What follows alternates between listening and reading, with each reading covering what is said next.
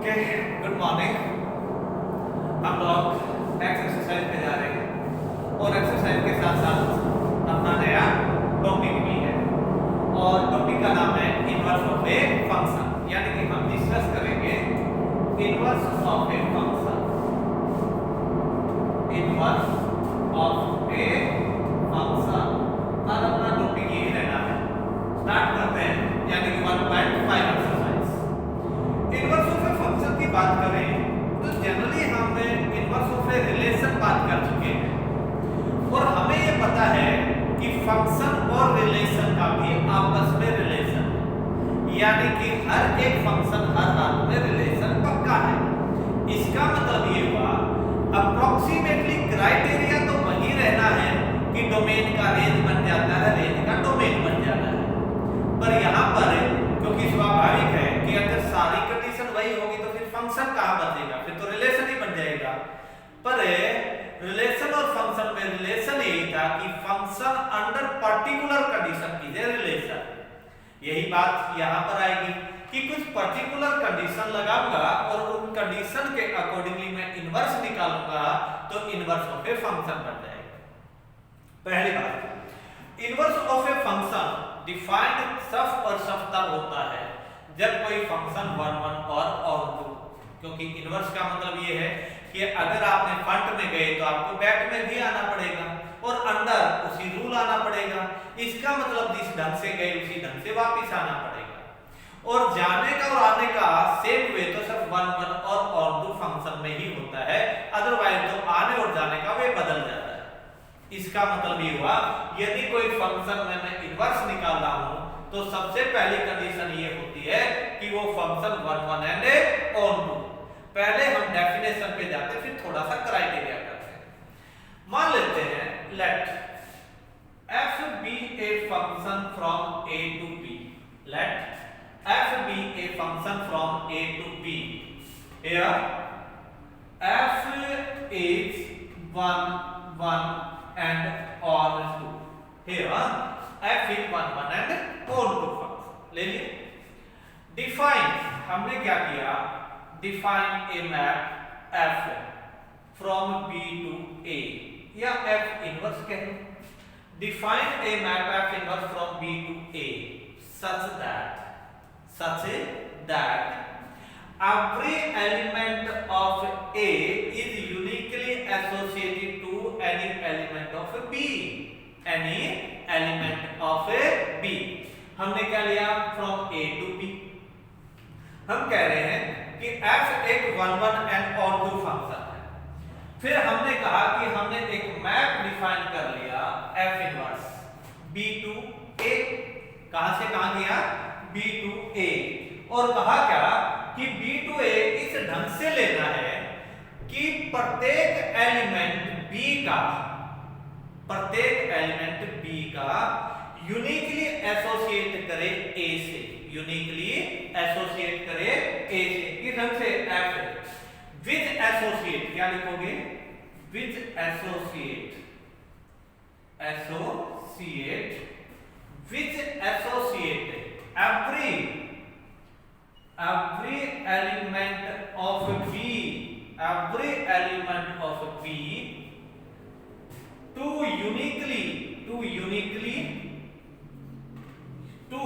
uniquely element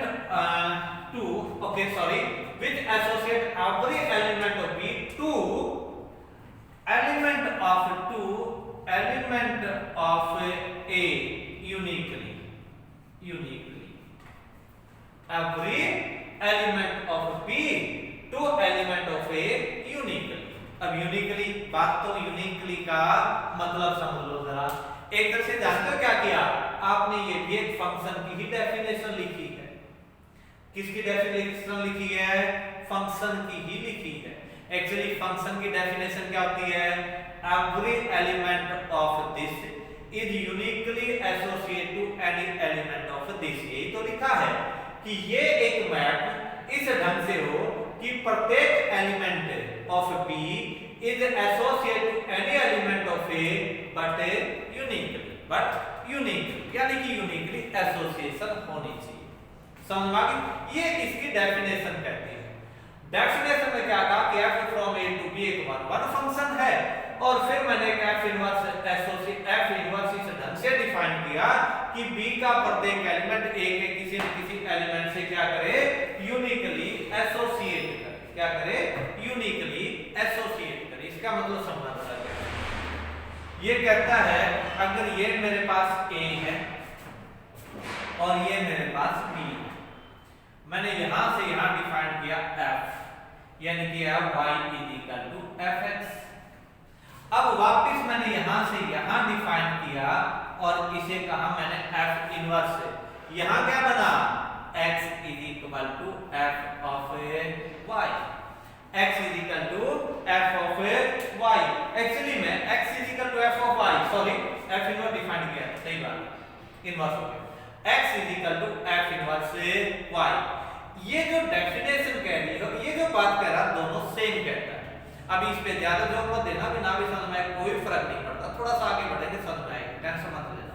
अभी तक ऐसा कुछ रामायण निकाय है जो समझने लायक थी, समझ में आई? अभी कुछ नहीं है, सारी अब तक जो देखोगे, अगर सही बात करो तो ये मान के चलो सारी बकवास ही कर रहे हैं, तो कुछ नहीं समझाने लायक कर रहे हैं।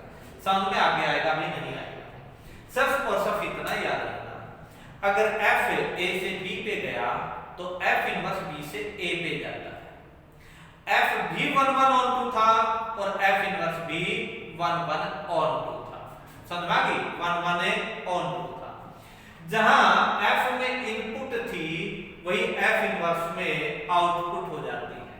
यहां पर x इनपुट होती है, जबकि यहां वापस आए तो x से आउटपुट हो जाती है। सब इतना सा ही दिमाग में रखना कि इस ढंग से f इनवर्स डिफाइन करना होता है कि f of x y, इसका मतलब x f इनवर्स y। अभी भी ज्यादा जोर मत देना, सिर्फ और सिर्फ ये याद रखना कि f from a to b अगर एक मैप है 1 1 on 2, तो f इनवर्स मैंने एक मैप डिफाइन किया b टू a, जिसमें प्रत्येक एलिमेंट b का a के एलिमेंट से यूनिकली एसोसिएट करता है। बस इतना सा दिमाग में रखना, समझ आ गई? अब थोड़ा सा आगे बढ़े। ये मैपिंग क्या कहा? अगर मैं इधर से इधर f पे जाऊं तो इधर से इधर f इनवर्स पे आऊंगा। यदि यहाँ y आउटपुट है तो यहाँ देखिए x आउटपुट है, यहाँ x क्या है? इनपुट, यहाँ x क्या है? आउटपुट, यहाँ y क्या है? आउटपुट, यहाँ y क्या है? इनपुट। y क्या है? इनपुट, पर दोनों ही मैपिंग है। अगर एक a से b पे गया तो दूसरा b से a पे जाता है। समझ आ गई? आगे थोड़ा मतलब क्या, ये बात इससे आगे थोड़ा सा देखना, जरा एक बात लेना, उसके बाद देखेंगे। पहली दो कंडीशन, पहली कंडीशन क्या है? कंडीशन ये है, पहली कंडीशन फंक्शन टू बी, इस डेफिनेशन से एक बात क्लियर हुई, if f inverse is defined then पहली condition f should be 1 1 and on 2। पहली कंडीशन, अगर f इनवर्स डिफाइंड है तो f should be 1 1 and on 2। अगर f कोई फंक्शन 1 1 और on 2 नहीं है तो किसी भी कीमत पे f इनवर्स डिफाइंड नहीं होगा। दूसरी कंडीशन, दूसरी बात यानी कि result, if f is 1 1 on 2, if f is 1 1 on 2, then f inverse is also, तब f inverse भी 1 1 and on 2 ही होगा। कंपलसरी, सब एक बात याद रखनी है, कंपलसरी है कि अगर f इनवर्स डिफाइंड है तो f should be 1 1 and on 2। पहली थ्योरम है, पहली थ्योरम क्या कहता है? The inverse of bisector is a, आगे चलिए पहली बात ये कंडीशन, वो आगे की बात। एक बार इससे एक क्वेश्चन ले लेते हैं छोटा सा, फिर समझ में आ जाएगा कहना क्या है। हमने क्या किया, एक क्वेश्चन, जैसे एक एग्जांपल, इसने कहा मेरे पास एक सेट है S A B C और एक दूसरा सेट ले लिया T, दूसरा सेट लिया T। और टी में एलिमेंट लेता है 1 2 3 और इस ढंग से लिया कि एफ क्या है आपके पास, एफ कहता है A3 B2 और C1 है, कहता है बताइए कि एफ इनवर्स है कि नहीं फ्रॉम S to T, कहता है find F inverse if exist from S to T। कुछ समझ, एफ इनवर्स अगर एग्जिस्ट करता है तो कहता है बताइए कि उसका इनवर्स क्या होगा, find F inverse if exist. आगे ना कि एफ इनवर्स निकाल, डायरेक्ट तो मैं वैसे भी नहीं कह सकता था। इसका मतलब ये हुआ कि अगर एफ इनवर्स एग्जिस्ट करता है तो मुझे चेक करना पड़ेगा कि F from S to T 1 1 और 2 है या नहीं। आ जाइए देख लेते हैं, चेक करते हैं। अब आ जाए भाई, सबसे पहले मुझे f का रिलेशन ये गिवन है, f का प्रत्येक एलिमेंट t के किसी न किसी एलिमेंट से बंधा हुआ है, ये यहां से पता चला देखने से। दूसरी बात वन चेक करना, तो मुझे ये देखना पड़ेगा क्या क्या f का अलग एलिमेंट t के अलग एलिमेंट से जुड़ा हुआ है, पक्का जुड़ा हुआ। देख A3 से B2 से C1 से मैं कैसे कह सकता हूं, एज ये लिखा मैंने F, सॉरी ये लिखा मैंने S, ये लिखा मैंने T। अब देख A B C डायरेक्ट कहूंगा, ये बंदा 3 2 1 आ जाएगी। मैंने लिखा A3 में गया, B2 में गया, C1 से जुड़ा हुआ है। A का एसोसिएशन 3 से है, B की एसोसिएशन 2 से है, C की एसोसिएशन 1 से है। या तो मैंने ये ग्राफ से बता दिया कि एसोसिएशन ऐसे है। अब इस ग्राफ को देख के पता चला यार फंक्शन इधर का अलग अलग एलिमेंट इधर के अलग अलग से बंधा हुआ है और इधर का प्रत्येक एलिमेंट इधर भी बंधा हुआ है। इसका मतलब है कि इधर से देखने पे पता चला कि 1 1 है और इधर से देखने पे पता चला है कि on 2 है। 1 1 and on 2 क्या, the graph shows that this graph shows that it is 1 1 and on 2, 1 1 and on 2। अब सबसे पहले बात यही बताई थी, यदि कोई फंक्शन 1 1 on 2 है तो उसका हर हाल में इनवर्स डिफाइन होगा, यानी कि इनवर्स से निकाला जा सकता है, अदरवाइज में इनवर्स नहीं निकाल सकता। अब क्या लिखूंगा, graph show that it is 1 1 and on 2, therefore f inverse exist. इसका मतलब क्या हुआ, f इनवर्स एग्जिस्ट करता है। अब f इनवर्स निकालना है।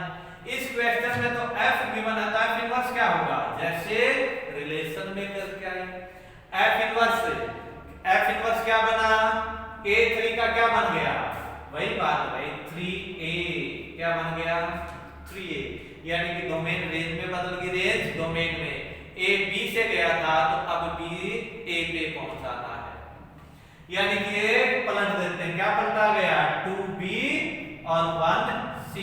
आपके पास ये F इनवर्स रिलेशन बन गया, क्योंकि F इनवर्स में इनपुट आउटपुट हो जाते हैं, आउटपुट इनपुट। अब देख यहाँ A क्या है इनपुट, यहाँ क्या बन गई आउटपुट, यहाँ 3 क्या है आउटपुट, यहाँ क्या बन गई इनपुट, यानी कि डोमेन क्या बन गई रेंज और रेंज क्या बन गई डोमेन। अब यहाँ पर भी ध्यान से देख लो, अलग अलग एलिमेंट अलग अलग से ही बंधा है, यानी कि अगर F1 1 on 2 था तो F इनवर्स भी 1 1 on 2 है। समझाई, थोड़ा सा आगे बढ़ते हैं, ज्यादा टेंशन मत ले। और देख एक एग्जांपल और लेते हैं कि अगर मुझे F इनवर्स निकालना है तो निकालूंगा कैसे। F इनवर्स अगर मुझे डिफाइन करना है तो करेंगे कैसे, कर लेते हैं। देख जैसे मुझे कहा F from R to R एक मैप ले लिया मैंने, F from R to R एक मैप लिया। अब थोड़ा प्रोसीजर समझना, F from R to R एक मैप है, here fx is equal to 2x plus 3। fx लिया 2x प्लस 3, कहता है find f inverse if exist, कहता find f inverse if exist. याद रखना पेपर में इस एक्सरसाइज में से क्वेश्चन आने के साथ ही ज्यादा होते हैं, यानी कि इंपॉर्टेंट एक्सरसाइज। अब इंपॉर्टेंट टॉपिक बनता है find f inverse if exist, यानी कि यही बात मोस्टली पूछी जाती है, यदि इनवर्स एग्जिस्ट करता तो इनवर्स निकालिए। अब ये बता के चले थे कि इनवर्स एग्जिस्ट तब करेगा जब फंक्शन 1 1 ऑन 2 होगा। इसका मतलब ये हुआ कि मुझे सबसे पहले फंक्शन का 1 1 ऑन 2 होना चेक करना पड़ेगा। सही बात है ना? आ जाइए। It's inverse will be exist, it's inverse will be exist if it is bijective, यदि ये बाइजेक्टिव है यानी कि 1 1 है और आगे 2 चेक 1 1, पहले क्या चेक करेंगे 2 चेक 1 1, 2 चेक 1 1, वही बातें late x y belongs to R such that, किस ढंग से भाई 1 1 प्रूव करने का रटा प्रोसीजर क्या था, such that fx is equal to fy, fx is equal to fy। it implies that fx क्या बना भाई 2x plus 3, fy क्या बना भाई 2y plus 3, fx is equal to fy ले लिया। इसका मतलब ये हुआ भाई 2x is equal to 2y और इसका मतलब x is equal to y हो गया। इससे क्या साबित हुआ कि it is 1 1 है। This shows that it is 1 1। This shows that it is 1 1। Okay, it is 1 1। Now to check on to, अब क्या स्टेप करना पड़ेगा, on to चेक करना पड़ेगा क्योंकि मुझे तो बाइजेक्टिव चेक करना है। Now to check on to check on to check करने का प्रोसीजर है कि भाई on to में क्या देखते हैं 1 1 में इधर का एलिमेंट इधर देखते हैं, on to में इधर का एलिमेंट इधर देखते हैं। तो हम क्या करते हैं आर्बिट्रेरी एलिमेंट कोडोमेन का लेते हैं और चेक कर लेते हैं कि वो डिफाइंड फंक्शन है कि नहीं है, यानी कि एसोसिएशन ऑन टू की एसोसिएशन कर रहा है कि नहीं कर रहा है। देखते हैं late y be any elements of its codomain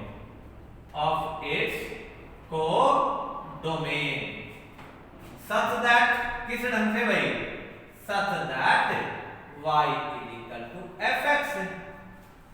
इसका मतलब क्या हुआ y is equal to 2x plus 3, क्योंकि fx की वैल्यू क्या गिवन है 2x plus 3।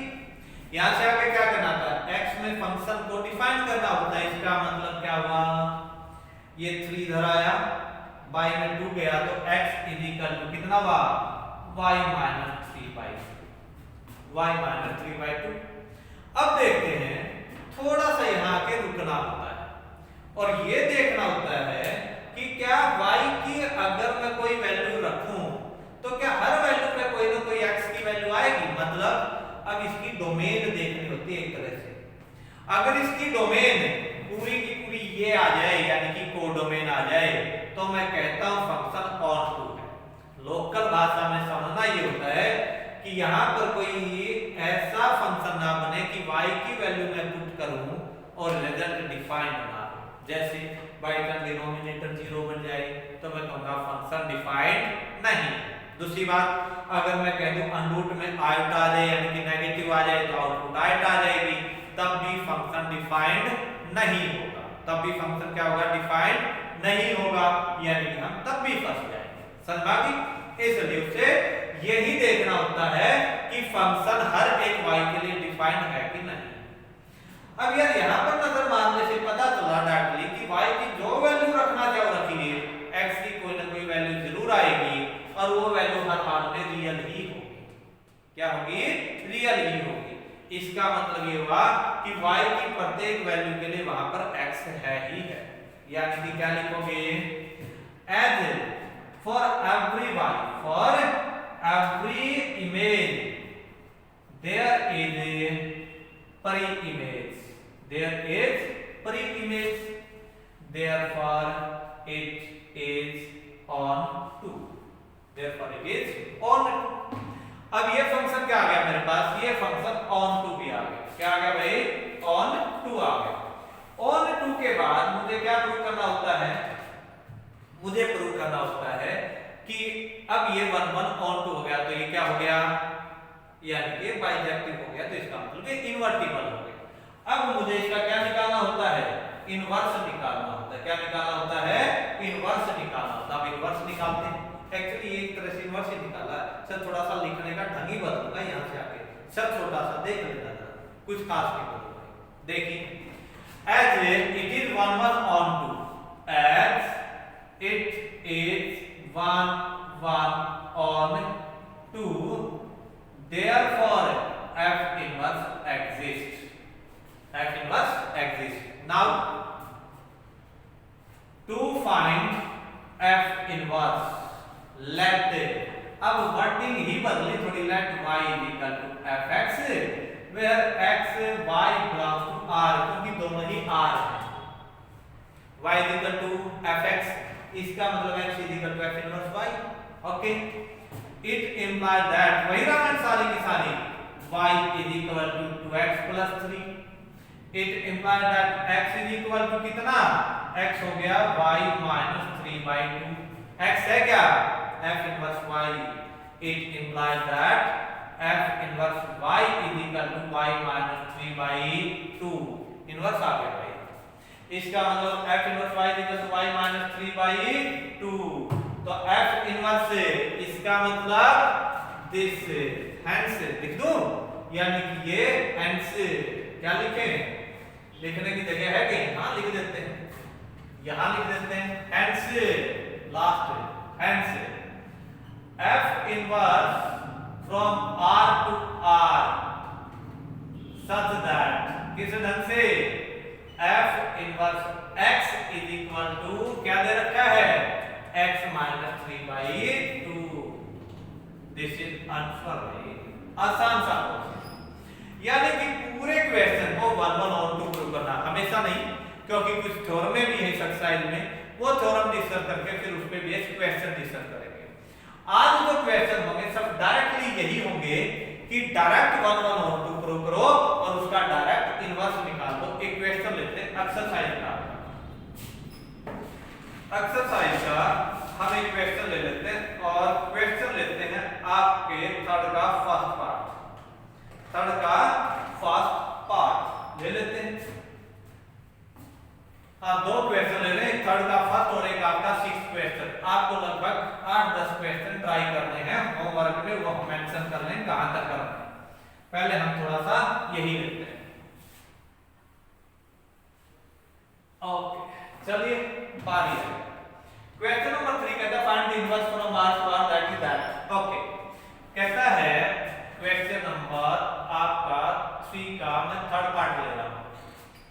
कहता है मेरे पास f from r to r एक मैप है, fx is equal to x plus 1 over x minus 1, x plus 1 over x minus 1, x is not equal to 1। कहता है if its inverse exist then find its inverse, if inverse exist then find its inverse. कहता है यदि inverse exist करता हो तो inverse निकालिए। Okay, ठीक है भाई, इनवर्स एग्जिस्ट करता हो तो इनवर्स निकाल दे। इसका मतलब क्या है? इनवर्स निकालने से पहले ये नोट पक्का कर लो कि सबसे पहले चेक करना होता है कि फंक्शन 1 1 on 2 या तो गिवन हो, अगर गिवन नहीं है तो चेक करना कंपलसरी होता है। और यहां इसमें ऐसा नहीं कह इसका मतलब पहले मुझे चेक करना है। To find F inverse, to find F inverse, firstly check it is bijective और नॉट, इट इज बाइजेक्टिव और नॉट। आगे सबसे पहले to check 1 1, to check 1 1, let x y belongs to r such that, ये हर सम में हम घिसी पिटी बात हर सम में करते आ रहे हैं, such that fx is equal to fy। कहोगे सर ये क्यों लेते हैं, और बार बार मैं कहता हूं क्योंकि ये लेने के लिए मुझे डेफिनेशन ने मजबूर किया था, क्योंकि डेफिनेशन में कहा था कि different pre image have a different image, different pre image have a different image, और यदि सेम इमेज है तो सेम ही प्री इमेज आनी चाहिए बाय डेफिनेशन। इसलिए मैं इस मेथड को ही प्रायोरिटी देता हूं। ये नहीं है कि यही फाइनल मेथड होता है, इनवर्स निकालने के तो और भी मेथड है, 2-3 और में और भी देंगे। 1 1 ऑन टू प्रूव करने के भी पीछे भी हम करके आए हैं, f of g is equal to identity of r वगैरह वगैरह निकाल के वो थ्योरम करके आए हैं, समझ आ गई। तो इसलिए 1 1 ऑन टू प्रूव करने पे भी थ्योरम लगाई जा सकती थी, और यहाँ पर g कोई फंक्शन दे नहीं रखा इसलिए उससे मैं बचता होता, समझ आ गई। इसलिए हम डायरेक्ट यही मेथड अप्लाई करते हैं। Let xy belong to R such that fx is equal to fy, it implies that fx कितना भाई, x plus 1 over x minus 1 is equal to y plus 1 over y minus 1, cross multiply. इसका मतलब क्या हुआ भाई, x plus 1 into y minus 1, y plus 1 is equal to x minus 1, product बोलते हैं। इसका मतलब x y minus x plus y minus 1, ये बना x y plus minus y plus x minus 1। जिसके तोते उड़ सकते हैं तोते उड़ा दो भाई, जिसके नहीं उड़ते उसको रहने देते हैं, 1 से 1 के भी उड़ते, बाकी को इधर उठा लाते हैं। जब उठा के लेके आए या इसको उधर ले जाओ, जिसको जहां लेके जाने का मूड हो ले जाइए। इसका मतलब बना 2x minus 2y is equal to 0। इसका मतलब 2 कॉमन तो x minus y is equal to 0। इसका मतलब 2 तो 0 हो नहीं सकता, इसका मतलब y x minus y 0, इसका मतलब x is equal to y। इसका मतलब क्या हो गया, x is equal to y।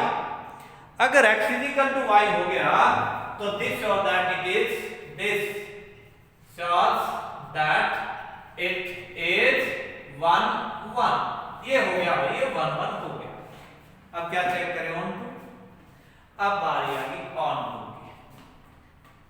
To check onto, वही Ramayana, let y be any elements of its codomain such that, हर समय ये लिखते आ रहे हैं ना, such that y is equal to fx। इसका मतलब ये हुआ y is equal to क्या हो गया, fx। इसका मतलब y is equal to कितना आया भाई, x plus 1 over x minus 1। Function को x में लेके जाना है, इसलिए थोड़ा सा सिंप्लीफाई करते हैं, इसको इधर मल्टीप्लाई, रिजल्ट बना y into x minus 1 is equal to x plus 1। थोड़ी गुणा खोल ले, जब गुणा खोली तो गुणा खोली x y minus y is equal to x plus 1। इसको इधर और इसको इधर, इसका मतलब क्या बना भाई, ये इसको इधर और इसको इधर ले गई तो मेरे पास x बाहर आया तो ये बना y minus 1 और इधर गया तो y plus 1। यहाँ x कितना आ गया, y plus 1 over y minus 1, ठीक है। This shows that for not y not equal to 1, हाँ y की वैल्यू 1 पे डिफाइंड नहीं है, y की वैल्यू 1 पे डिफाइंड नहीं है।